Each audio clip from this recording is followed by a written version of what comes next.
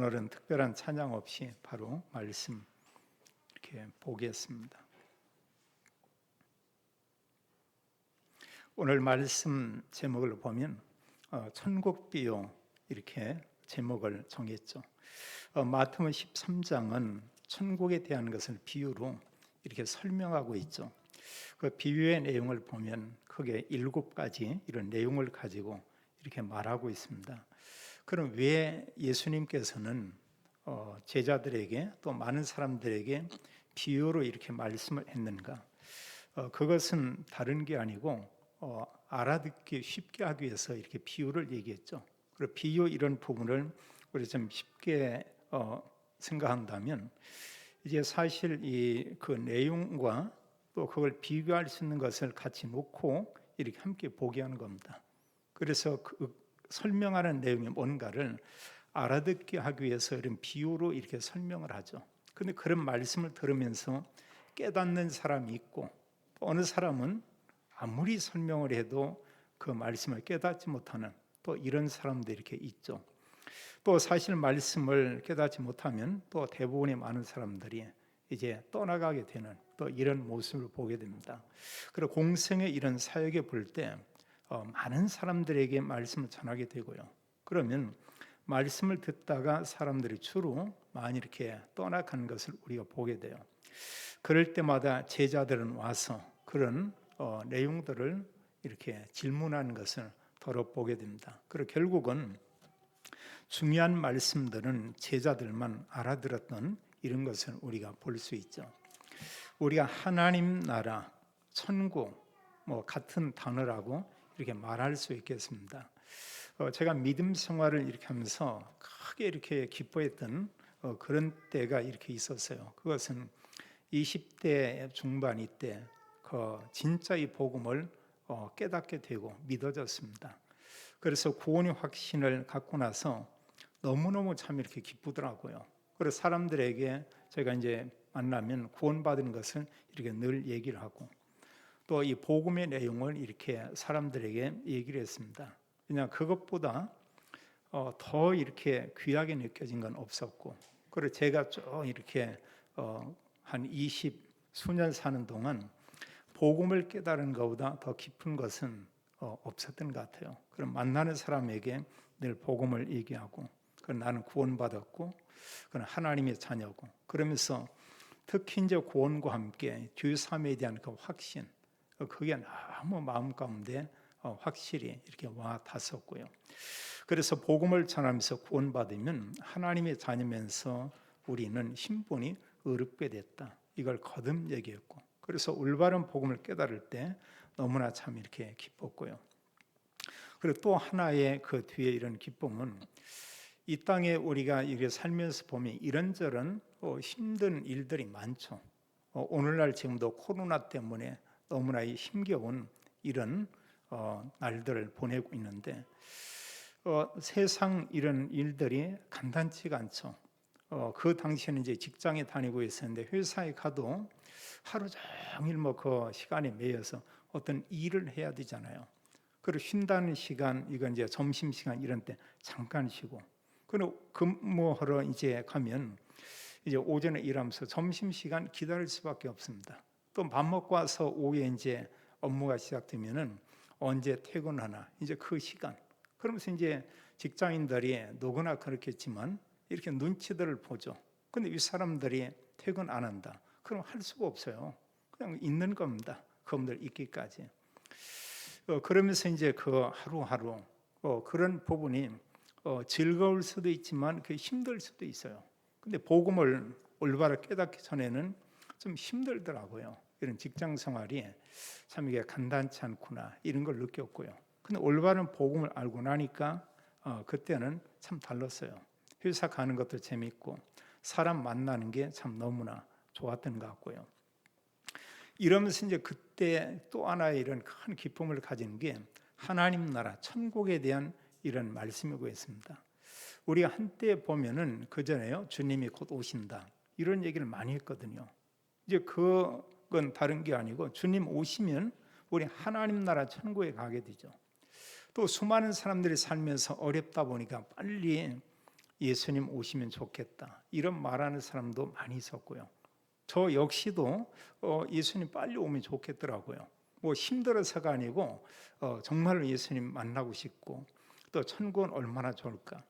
그래서 한때는 하나님 나라에 대한 이런 어떤 책이나, 또 어느 사람들이 천국에 대한 이런 얘기나, 또 심지어 어느 사람이 내가 천국을 보고 왔다, 이런 사람들의 간증들이 있으면 그런 간증들을 이렇게 듣기도 하고요. 또 그게 책으로 만들어진 그런 내용도 있었습니다. 이렇게 보면은 싫지는 않고 너무나 기쁘고요. 그 천국을 정말 이렇게 가보고 싶고요. 그러면서 성경에도 이렇게 보니까 하나님 나라, 장차 구원받은 성도가 갈 하나님 나라에 대한 부분을 설명하는 것을 우리가 좀 이렇게 볼 수 있죠.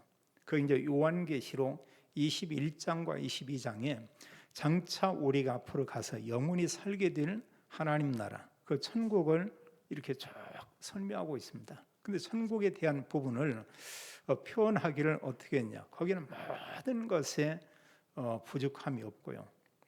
어떤 뭐 슬픔 당연히 없고요. 눈물도 없고, 어떤 죽음도 없고, 이런 것이고, 그리고 모든 하나님 나라가 꾸며진 이런 부분이 이런 세상의 건축과 다르게 모든 게 이렇게 보석으로 꾸며진 게 하나님 나라인 것을 이렇게 설명하고 있죠. 그보다 더 이상 설명하기가 이렇게 어려웠을 것입니다. 천국에 대한 이런 부분은. 또 성경에 이렇게 보게 되면 하나님 나라를 표현한 이런 부분이 있어요. 아담과 하와가 범죄 이전에 에덴의 삶을 이렇게 살았죠.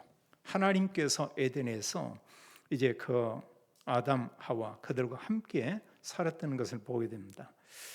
바로 창세기 1장과 2장이 나오는, 우리가 그곳은 에덴 동산이다 이렇게 말하기도 하죠. 그게 사실은 지상 낙원이죠. 이 땅에 있는 하나님 나라. 그리고 결국은 세상 끝에 구원받은 성도가 가서 영원히 사는 하나님 나라, 그곳이 이렇게 있고요. 그러면서 창세기 3장의 범죄 이후부터 해서 주님 재림 때까지 이런 내용을 성경은 이렇게 말하고 있습니다. 이때부터 모든 사람은 죄와 사단과 지옥 배경 가운데 있다. 그래서 하나님은 우리 모든 사람들을, 인류를 구원할 하나님 그런 계획 속에 그리스도를 보내겠다. 그리고 그리스도가 오셨죠. 그리스도께서 오셔서 모든 구원을 이루신 것을 우리는 너무나 잘 알고 있고, 또 그 예수 그리스도를 우리가 구주로 이렇게 영접을 했죠. 그래서 이제 우리가 에덴의 축복, 이 땅에서 그 축복은 또 이 땅에서 하나님 나라 이루어지는 그것을 우리가 기대하기는 어렵죠. 그러나 하나님 나라를 우리가 누리는 그런 삶이 있습니다. 그게 뭐냐? 그리스도를 구주로 영접하고 그리스도와 함께하는 그런 생활. 이게 하나님 나라죠. 구원받은 성도가 하나님의 언약을 가지고 전도와 선교라는 걸 가지고 이런 기도 속에 있다. 그 사람의 삶은 이 땅에서 누리는 하나님 나라, 이 축복 속에 있는 것이죠. 그래서 사도행전 1장 3절에 말씀한 하나님 나라와 하나님 나라 일, 그것은 복음 가진 성도들의 삶이고 복음 가진 성도들에게 말씀한 그런 중요한 언약이죠. 그래서 주님께서 우리에게 말할 수 없는 복된 소망을 주었어요. 앞으로 당연히 하나님 나라 천국에 가게 되고요. 또 이 땅에서도 하나님 나라를 누리는 삶을 우리에게 잘 말씀하고 있죠. 예수님께서 많은 여러 가지 말씀들 얘기하는 가운데 이제 예수님이 마태복음에 보면은 이렇게 긴 중요한 이런 메시지가 있어요. 하나 첫 번째 보면 마태복음 5장에서 7장까지 우리가 산상수훈 이렇게 얘기하죠. 여기는 여러 하나님의 이런 말씀들을 얘기하면서 그들에게 중요한 이런 교훈들을 말하고 있죠. 그러면서 그 뒤에 두 번째 중요한 이런 메시지가 우리가 지난 주일에 봤던 마태복음 10장의 내용을 보게 됩니다. 제자들을 불러서 그들에게 말씀하기를, 가서 너희는 하나님 나라 천국이 가까웠다고 이렇게 증거하라, 이런 얘기를 했어요. 그리고 복음이 증거되는 곳에 흑암의 세력은 떠나가고 복음을 받은 사람들 중에 또 이런 건강이 회복되는 이런 일도 일어나고, 이러면서 그 전도자들에게 하나님은 앞으로 하나님 나라에서 받을 상급에 대한 부분을 이렇게 말하고 있습니다. 그러면서 세 번째 긴 중요한 이런 메시지가 마태복음 오늘 우리가 보는 13장의 이런 내용이에요. 여기는 하나님 나라에 대해서 천국에 대한 것을 비유로 설명하고 있는 것을 우리가 볼 수 있죠. 여기에 7가지 천국 비유를 이렇게 설명하고 있습니다. 좀 전에 말씀했지만 이런 비유는 뭐냐? 하나님 나라를 우리에게 설명하기 위해서 다른 사람들이 이해할 수 있는 이런 내용을 가지고 서로 이렇게 비교를 시키는 거예요. 그래서 하나님 나라가 저런 거구나 이해시키기 위해서요. 근데 어느 사람들은 이런 말씀을 듣고 깨닫는 그런 사람이 있는가 하면 어느 사람들은 전혀 깨닫지를 못하는 겁니다. 어느 때나 그러했어요. 이스라엘 백성들이 구약에도 그러했고요. 또 그런가 하면 예수님께서 오셔서 말씀을 전할 때 깨닫는 그런 사람이 있고 이 말씀을 도무지 알아듣지 못하는 이런 사람들이 있었고요. 지금도 마찬가지겠죠. 우리가 일반적인 어떤 세상 얘기는 누구나 다 알아듣습니다. 얘기하면 다 알아요. 어느 분들이 만약에 여러 명이 어떤 아주 이렇게 좋은 영화를 이렇게 보고 왔다. 그 내용들을 거의 사람들이 이해하고 알고 있습니다. 대체로. 그러나 하나님 말씀과 복음을 얘기하면 그렇지 않아요. 아무리 쉽게 설명하고 얘기를 해도 그 말씀이 전혀 들리지 않는 사람이 있고요. 어느 사람 말씀 들으면 계속 고개를 끄덕이면서 그런가 하면 아멘, 아멘 하면서 그 말씀을 받아들이는 이런 사람이 있고, 그리고 어느 사람은 그런 상태가 아니고 말씀을 들으면 복음 이야기하면 머리 아프다는 이런 사람들이 있습니다. 또 그건 아니죠. 괜히 그 기분이 이상해지고 기분이 나쁘다고 그럼 화를 내고 또 이런 사람도 이렇게 있죠. 그래서 이 하나님 나라에 대한 이 말씀, 천국에 대한 것을 비유로 얘기하는 것은 그들이 이해하기 위해서, 그러시는 비유는 쉽게 설명하기 위해서 예수님께서 이런 계속의 비유를 이렇게 얘기를 했죠. 여기 이제 비유 가운데 7가지 그런 비유를 얘기하고 있습니다. 첫 번째 비유는 이제 4가지 땅에 떨어진 이런 씨에 대해서 이렇게 얘기하고 있죠. 우리가 이 4밭에 대한 것은 잘 알고 있습니다. 이 씨는 바로 이제 복음이죠. 떨어졌지만 모든 곳에 열매가 맺혔냐? 아니다고 얘기하고 있어요. 또 두 번째 여기서 천국 비유를 말씀한 것은 이제 밭에 뿌려진 이런 곡식과 가라지에 대한 이런 비유를 얘기하고 있습니다. 성경 말씀하기를 이 곡식은 이 표현할 때 뭐냐? 좋은 씨를 거기에 뿌렸다. 이런 얘기를 하고 있어요. 그 내용이 사실은 복음이죠. 또 세 번째 이런 비유를 얘기하면서 겨자씨 한 알로 이렇게 표현하고 있어요. 우리가 지금 겨자씨는 가장 씨 중에 가장 작다고 그 당시에 이렇게 표현을 하고 있죠. 근데 그게 자라면 나무처럼 2m, 3m 이렇게 자란다고 합니다. 또 이런 그 천국에 대한 이런 비유를 얘기하면서 누룩에 빗대서 이렇게 표현하고 있고요. 누룩은 우리가 잘 알면 막 부풀게 하죠. 그래서 대부분의 어떤 중요한 이런 빵이나 이런 걸 만들 때는 이 발효할 되게끔 이런 걸 집어넣고요.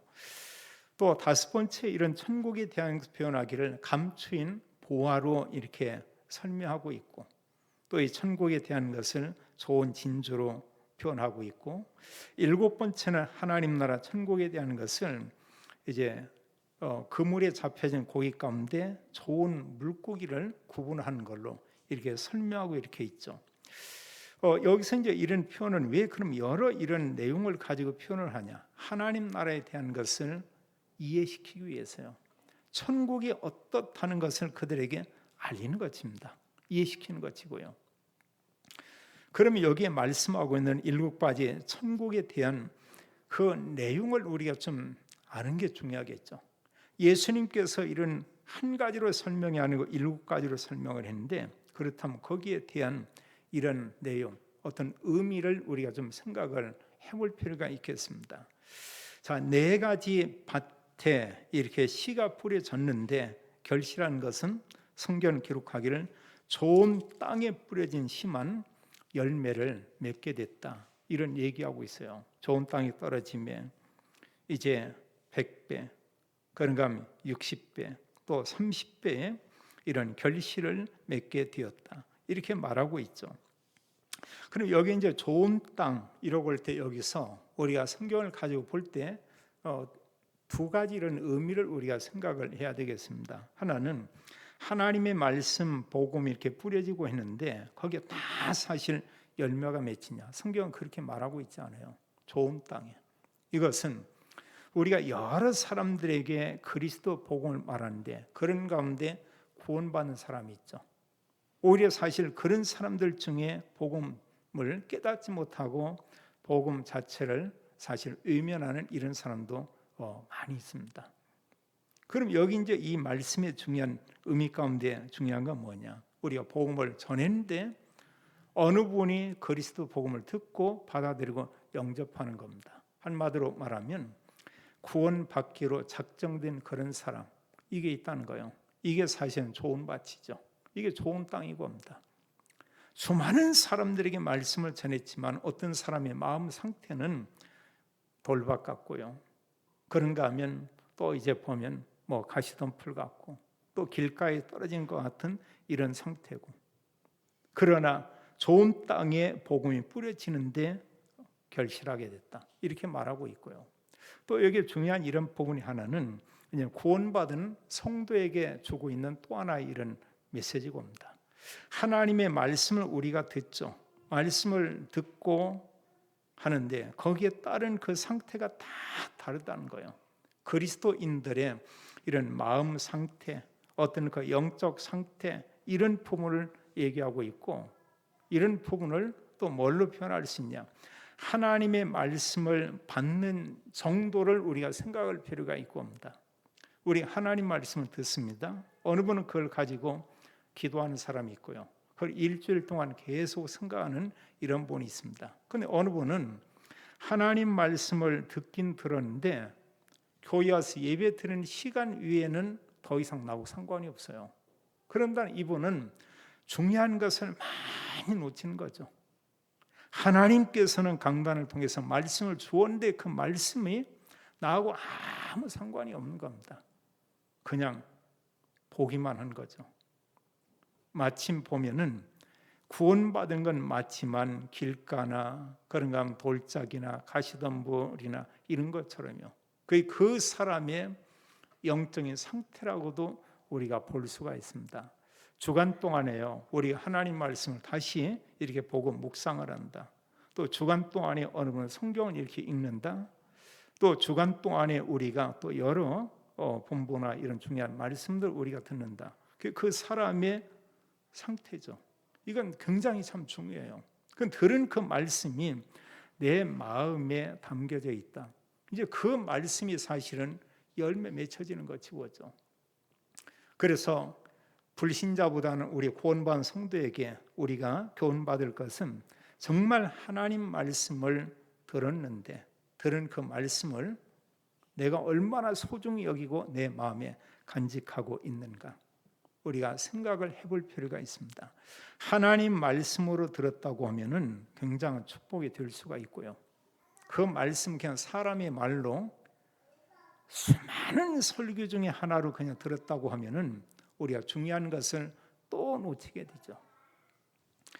여기 말씀 가운데에서 이런 비유를 얘기하면서 하나는 알곡과 가라지 이런 비유를 얘기하고 있고, 또 그물로 물고기를 잡아서 거기에 있는 물고기를 구별하는 걸로 이렇게 설명하는 이런 내용들이 이렇게 있습니다. 여기서 우리가 주는 그 교훈 가운데 하나가 뭐냐? 사실 그 보면은 이제 곡식을 뿌렸다. 근데 거기에 보니까 가라지도 이렇게 뿌려지고 있다. 이런 얘기하고 있어요. 또 그물로 인해서 여러 고기를 잡았는데 모든 고기를 다 가지고 아니고 구분한다고 했습니다. 좋은 고기만 이렇게 얘기하고 있죠. 여기서 우리가 좀 많은 생각을 해볼 필요가 있습니다. 자, 교회 안에 여러 성도들이 모여서 예배를 드리고 있죠. 교회 안에는 크게 두 부류의 사람이 있다는 것은 우리가 좀 생각을 해야 됩니다. 거기는 뭐가 있나요? 정말 구원받은 이런 사람이 있고요. 하나님의 자녀가 되고 구원받아서 의롭게 된 그런 사람이 있죠. 또 반면에 사실은 교회에 다니고는 있지만 아직도 구원이 뭔지 전혀 모르고 있습니다. 뭐 구원 받고도 구원을 모른다 모르겠는데 그게 아니고 구원이 확신도 없지만 정말로 구원받지 못한 이런 사람들이 있죠. 그분은 교회에 다니고 있지만 사실은 종교 생활을 하고 있다 이렇게 볼 수가 있죠. 마태복음 25장에서도 예수님이 세 비유를 얘기하고 있어요. 거기에 보면 열처녀에 대한 비유를 얘기하고 또 거기에서 보면은 이제 달란트에 대한 비유를 얘기하고 소와 염소에 대한 비유를 얘기하고 있고 그게 사실 교회입니다. 교회 안에 보면 정말 구원받은 사람이 있고 그렇지 않은 사람이 있다. 우리가 그런 의미에서 볼 때요, 교회에 다닌다고 안심이 아니고 다니고 있지만 저분이 정말 거듭난 하나님의 자녀인가? 이걸 우리가 봐야 돼요. 그럼 마지막 때 주님께서는 이렇게 이제 구분을 하는 것이죠. 마지막 때요. 요한계시록 20장 뒷부분에 이런 내용을 보면 백보자의 심판이 있고요. 그리고 결국은 구원받은 성도는 하나님 나라 천국에, 구원받지 못한 사람은 교회에 다녔던 불신자로 살았던 그 사람은 이제 지옥에 가는 것이죠. 그래서 우리가 사실 교회에 다녔다. 참 감사한 일입니다만 중요한 것은 정말로 구원받고 거듭난 하나님의 자녀인가. 이제 그 하나님 나라 천국을 이렇게 표현하고 있어요. 그리고 거듭난 사람만 사실은 하나님 나라 천국에 이렇게 갈 수가 있고요. 또 여기서 말씀한 이런 가운데 하나는 겨자씨 하나 이렇게 또 표현하고 있고 그럼 누룩으로 이렇게 표현한 부분이 있죠. 우리가 겨자씨는 이제 성지순례 이런 데 가면은 그걸 이렇게 겨자씨 하나를 책갈피처럼 만들어서 이렇게 코팅해서 파는 게 있어요. 그럼 눈으로 볼 때 아주 작은 겁니다. 그보다 뭐 작은 씨가 뭐가 있는지는 모르겠습니다만 우리가 일상적으로 보는 씨 가운데 가장 작다고 볼 수 있어요. 참깨 그거보다는 훨씬 이렇게 작죠. 그래서 손으로 만지면 아주 작은 모래알 하나 정도 이런 정도요. 그 정도거든요. 근데 이게 심어지면은 이게 이제 자라는 가운데 뭐 2m, 3m 막 이렇게 자란다고 합니다. 그래서 사실 나무라기보다는 어떤 풀 종류로 이렇게 볼 수가 있죠. 우리 그 상태를 이렇게 보세요. 아주 작은 건데 불과 이런 수개월 이런 사이에 큰 나무처럼 이게 자라는 얘기를 하고 있어요. 그런 하나님 나라에 대한 이런 부분을 표현하기를 하나님 나라에 대한 우리가 어떤 그 크기를 뭐 사실 표현한다. 그 표현도 어울리지 않겠습니다만 어느 면에 그런 정도로요. 그래서 천국에 대한 이런 부분을 사람들은 이렇게 저렇게 우리가 말할 수가 있죠. 아무리 말을 해도 하나님 나라를 우리가 전부 표현한다는 건 다 이렇게 표현하기 어렵죠. 이런 부분들은. 근데 계시록 21장과 22장에 보면 천국은 말 그대로 이 땅에 우리가 사는 이런 가운데에서 힘들어하는 이건 전혀 다르다고 하는 거예요. 이런 부분하고. 말 그대로 하나님 나라는 하나님 나라죠. 천국이죠. 모든 것이 가장 좋은 이런 환경이라고 이렇게 볼 수가 있죠. 또 누룩에 대한 부분도 마찬가지입니다. 여기 누룩에 이런 이제 어떤 가루에다가 누룩을 집어넣고 여러 시간이 지나고 나면 부풀어서 이게 양이 막 이렇게 많아지게 되죠. 천국에 대한 부분을 그 당시에 예수님이 설명하기를 이렇게 표현을 했어요. 여기서 우리가 한 가지 질문을 천국이 정말 얼마나 좋을까 이런 부분을 한편 우리가 상상을 이렇게 해볼 필요도 있죠. 또 천국에 대한 가치를 표현하기를 보화와 값진 여기 보화 감추어진 이런 보화와 또 값진 진주로 이렇게 얘기하고 있습니다. 하나님 나라 천국에 대한 이 가치를 어떻게 우리가 말할 수 있겠는가? 이 세상에 귀한 것들이 많이 있죠. 사람들이 다이아몬드 가장 귀하다고 이런 표현을 얘기하고 있습니다. 그거하고 비교가 되지 않죠. 실은요. 근데 이게 표현하기를 그 당시에 그들에게 이제 감춰진 보화로 표현을 했고요. 또 그런가 하면 이제 값진 진주로 이런 설명을 얘기하고 있고, 성경에서는 천국을 표현하기를 이 내용을 계시록에서는 모든 보석으로 꾸며진 걸로 이렇게 얘기하고 있고, 이로 말할 수 없겠죠. 어느 분이 하나님 나라 천국에 대한 비유를 자기가 천국을 보고 왔다 이러면 간증한 내용을 제가 영상으로 한번 이렇게 접해서 봤어요. 지금은 그 신앙이 좋다, 저는 그렇게 평가하지는 않습니다. 그 당시에 분명한 사실은 뭐냐면 이분의 그 얼굴 표정이 얼마나 기쁜 표정인지 몰라요. 또 말이 이렇게 나오는 이 말 자체가 너무 기쁨 가운데 얘기하는 표현처럼 이렇게 얘기하는 겁니다.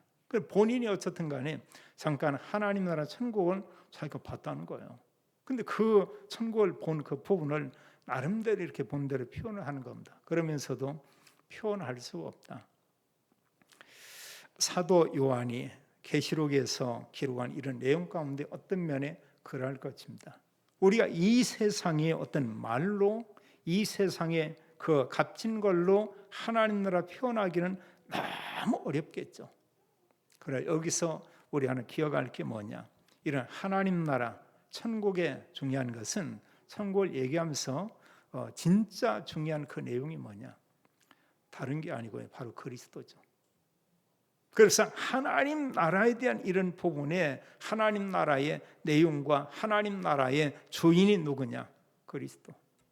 어떤 그리스도냐, 예수님이신 그리스도, 바로 그분이죠. 우리는 그래서 예수님만 그리스도다 이렇게 말하고 있죠. 어제 제가 차를 타고 저쪽 은행단지 쪽에 쭉 가는데 그때 어떤 모임 끝나고 나오는 것 같아요. 거기에 그 개똥이 이런 교회 하나가 이렇게 새로 이렇게 세워지는 게 있어요. 나오는데 하나같이 대체로 사람들이 젊은 사람들이더라고요. 제가 볼 때는 뭐 40 안팎 되는 이런 사람인 것 같아요. 30대 이렇게 보이고, 노인분은 제가 못 봤는데 차를 옆에 잠깐 놓고 잠시 이렇게 좀 봤어요. 나오는 사람들. 그랬더니 계단으로 나오는 사람, 아래 이렇게 주차장에 차 타고 이렇게 나오는 사람. 근데 한두 사람이 아니고 수십 명이 거기서 이렇게 나오고 있는데, 하나같이 보면 옷을 아주 단정하게 이렇게 다 이렇게 꾸며 입은 거예요. 무슨 예식장 이렇게 가는 이런 차림처럼. 그리고 이렇게 머리에서 옷서부터 신발이나 이런 부분들을 보니까 하나같이 아주 단정하게요. 많은 생각을 이렇게 해봤습니다. 그들은 예수님이 그리스도다 믿냐? 그렇게 믿는 사람이 아니에요. 그 다른 어느 사람을 그들은 그리스도로, 메시아로 믿고요. 그들이 말하는 삼위일체는 그 사람이 예수님이신 그리스도 그 위치 자리에 이렇게 있죠. 오늘날 기독교인들의 모습하고 조금은 생각을 해봤어요.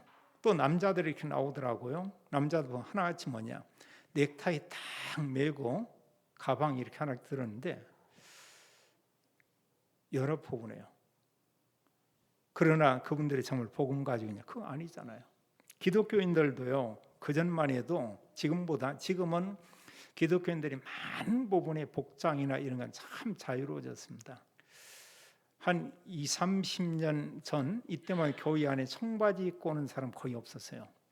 교회에요.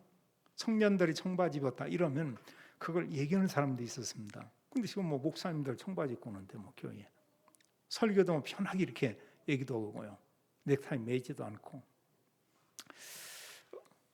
그 모습을 보면서 한때 대부분의 기독교인들이 절하기도 했는데, 근데 이제 그게 문제가 아니고 그들이 정말 우리가 얘기하고 있는 하나님 나라의 참된 주인이요, 하나님 나라 그 비밀을 우리가 알려준 그리스도, 그를 믿고 있냐? 그게 아니죠. 예수님이신 그리스도를 믿지 않고 다른 걸 믿고 있습니다. 대부분의 이런 그 이단들을 보면은 그들은 일부의 이런 차림들이 아주 보면 이렇게 바른 것처럼 보이고 있죠.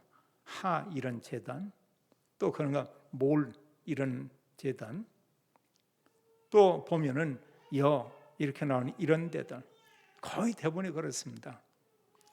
그리고 어느 분들이요 너무 단정하니 이렇게 하고 어떤 사람 접근하고 온다 이렇게 보면은 올바른 기독교인이 거의 아닐 겁니다. 실은 그렇거든요. 그게 꼭 가짜인데 진짜처럼 이렇게 보이고 있죠. 하나님 나라의 참된 주인은 오직 그리스도다. 그래서 성경 말씀하기를 오직 성경에 있는 예수님이신 그리스도 그분을 영접해야만 구원받죠. 구원받은 성도는 성경 말하기를 하나님의 자녀다 이렇게 말씀하고 있고요. 그리고 우리가 무엇보다 복 중에 최고의 복이 뭐냐? 그리스도 믿음으로 구원받아서 하나님 자녀가 됐다. 최고의 복이죠. 또 정말 최고의 복이 뭡니까?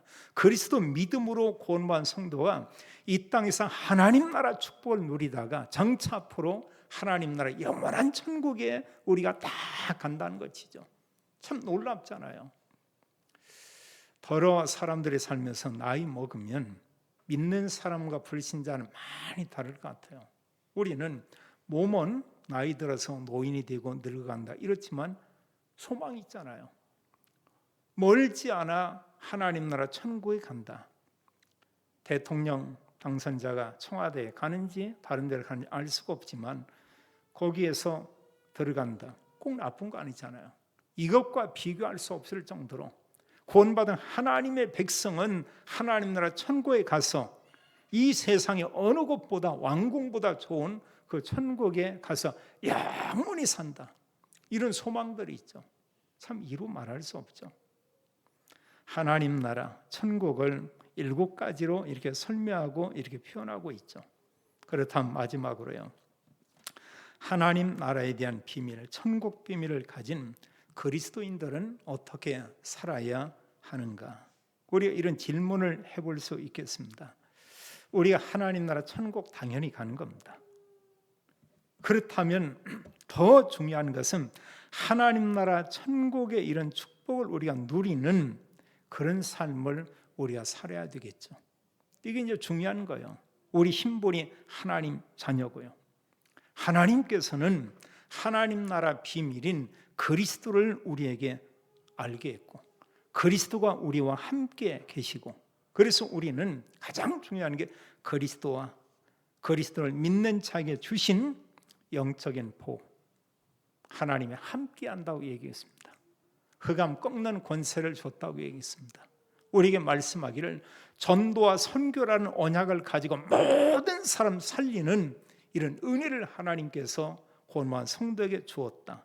이렇게 말씀하고 있죠. 그리고 우리가 복음을 가지고 누리고 복음을 다른 사람 알린다. 이게 하나님 나라를 우리가 누리는 그런 삶이죠. 또 하나님 나라 천국을 누리는 삶은 우리가 어떻게 이런 삶을 누리게 되냐? 하나는 이런 언약을 가진 사람이 예배의 축복, 또 이런 사람이 하나님의 말씀, 또 말씀과 함께 기도, 또 이런 내용을 가지고 우리가 복음을 전해야 하는 이런 전도자의 그런 삶, 이 속에 모든 게 다 들어있죠. 이런 걸 가지고 우리는 뭐냐? 모든 사람을 그리스도 복음으로 살리고 모든 사람을 우리가 정말 축복하고 이 놀라운 은혜와 축복을 가졌기 때문에 모든 사람에게 나누는 것입니다. 그게 우리가 사랑해요. 그게 우리가 사실 나눔이고 그게 진정한 섬김이고 내가 보면 아주 비참한 상태다 이러면 다른 사람 돕기 어렵죠. 근데 하나님께서 이미 우리에게 모든 것을 다 주었다는 것입니다. 지금 많은 사람들이 코로나로 어려움을 당하고 있어요. 아무 문제될 게 없죠. 하나님의 자녀가 코로나 이런 부분이 있을 뿐입니다. 며칠 지나면 지나갈 뿐이고 합니다. 아무 문제될 게 없죠.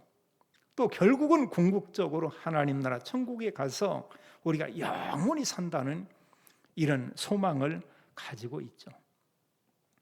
그래서 우리가 말씀과 함께 기도, 전도 언약을 가지고 궁극적으로 우리는 하나님 나라에 대한 언약을 가진 우리가 어떻게 살아야 되냐? 마지막 말씀드린다면 증인의 삶이죠. 그리스도를 사람들에게 알리고 전하는 전도자의 삶.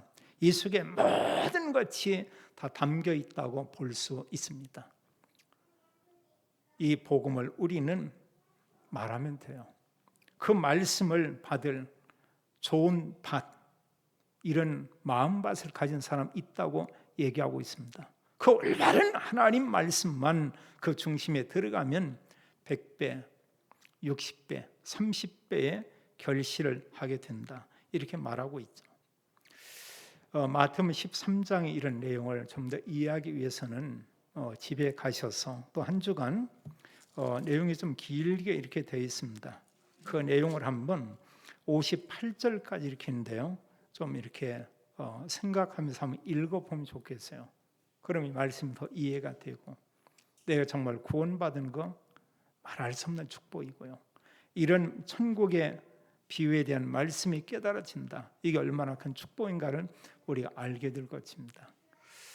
우리와 함께 모든 성도, 우리 자녀들이 이 땅에서 그리스도 언약, 천국의 내용인 그리스도를 누리며 또 천국의 복음이 담긴 그리스도를 사람들이 알리고 전하고 증거하는 전도자, 증인의 삶을 살고 하나님과 함께하는 축복을 날마다 누리게 되기를 예수님의 이름으로 축원합니다. 아버지 하나님, 참으로 감사합니다. 하나님께서 저희들이 은혜를 주어서 그리스도를 믿고 하나님 자녀 되게 하고 이 땅에서 하나님 나라의 이런 비밀을 누리게 하며 또 우리에게 하나님 모든 사람 살리는 천국 복음을 우리에게 부탁하고 또 그리스도 안에 모든 것이 담겨 있는 것을 알게 하신 하나님께 감사와 영광을 올립니다. 모든 성도들이 하나님 약속한 성령으로 충만케 하여 주시고 모든 사람 살리고 모든 사람을 축복하는 그리스도의 증인의 삶을 살도록 모든 성도, 믿음의 가정, 산업을 축복해 주옵소서. 주 예수 그리스도 이름으로 기도하옵나이다. 아멘.